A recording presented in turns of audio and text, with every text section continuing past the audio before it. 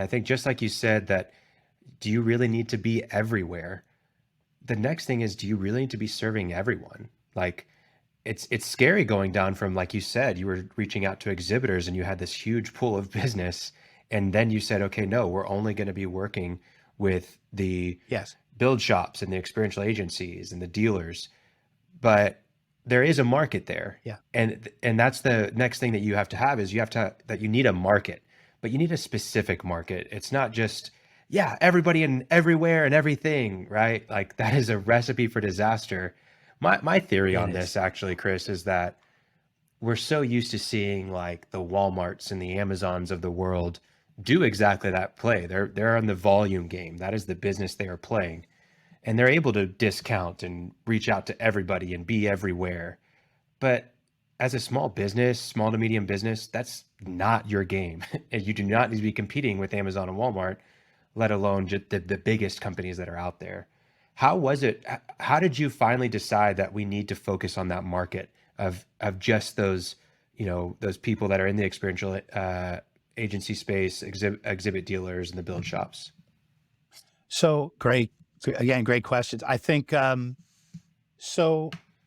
Just listening to you right there, I'm reminded of how challenging it was getting started, right? From 0 to 500,000 in revenue. And I think, and then from 500,000, I think from 0 to 500,000 when I first started my business, and many I've heard this from, you could work out of your house and you Mhm. get to keep almost all of your gross profit, right?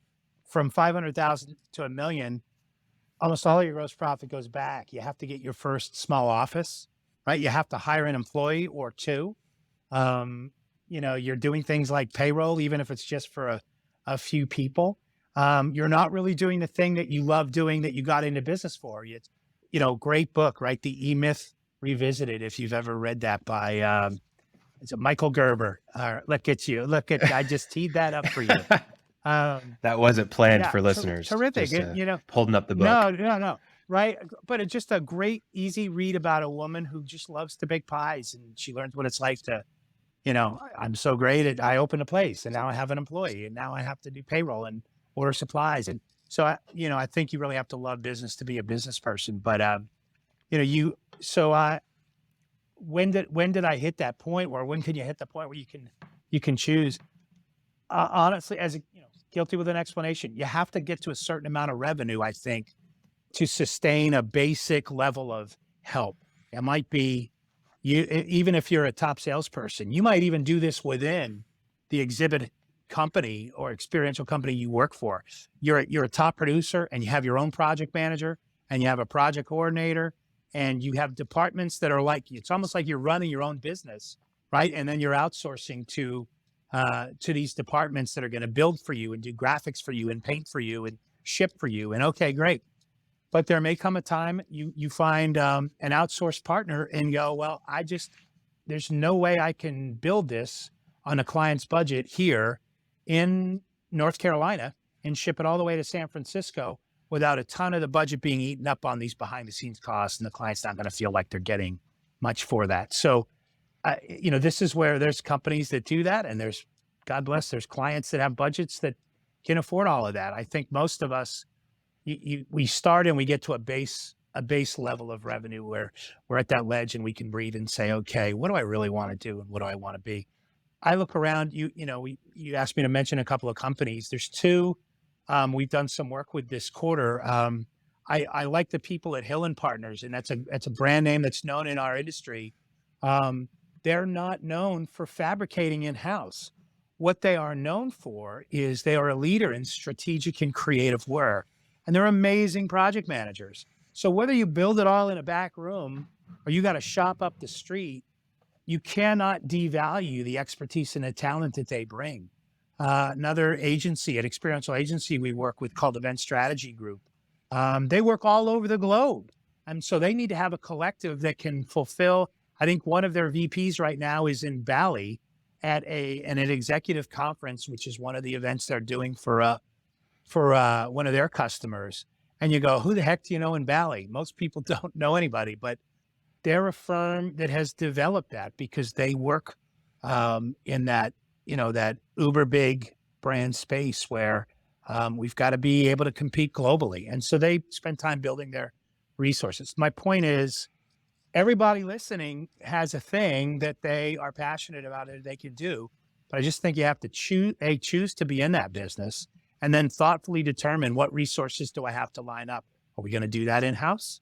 Or are we going to create our own network or collective to be able to fulfill, realizing we might make less margin because we're not the doers, right? We're the creative team, we're the strategic team. But the guys that have invested $100,000 in a facility, well, they're going to make a piece too, right? And the people that do the project management and the logistical coordination, that's another piece. The final thought on this, Khalil, is I always look at the face of a clock when I think about an event. And I realize that, 1 o'clock to 4 o'clock is the creative and strategic time. And, 4 o'clock to 8 o'clock is the logistical planning and the project management part of it. And 8 o'clock to midnight is the fulfillment. It's the fabrication and the delivery. I'm an 8 o'clock to midnight partner for a lot of people. I'm a 4 o'clock to midnight partner for some smaller folks, or even the big guys that want to outsource a project to make. I'm fluent in the 1 o'clock to 4 o'clock creative and strategic, but it's not one of our core offerings. I can sit at the table and add value as part of your team, but it's not what we do. We don't go get those end users. And again, we've chosen that as our vision and our path. And but I will say this, it is just liberating to know who you are and admit who you're not, and then work like hell to add value in the who you are side of it. Amazing. I like that analogy, the face of the clock. Absolutely. Yeah. And it helps you understand the flow too. Yeah, every event is on the clock, right? And if you just think of it as we know every project's on the clock, every event's on the clock. So think about it in those terms. And that's what I did. And when I decided to say, okay, who are we really? Yeah. And who are we not? Yeah. And let's not be afraid to say that out loud. Right? Yeah. No, and that's important. I think so many people do the things that they do in business because they're worried about a reputation rather than their character. And whenever they're worried about their reputation, they will do things to appease people that actually don't care about them, that don't, consider their value or their worth, and are just using them. But they really do it for their reputation rather than for their character. And that's when you can run into trouble.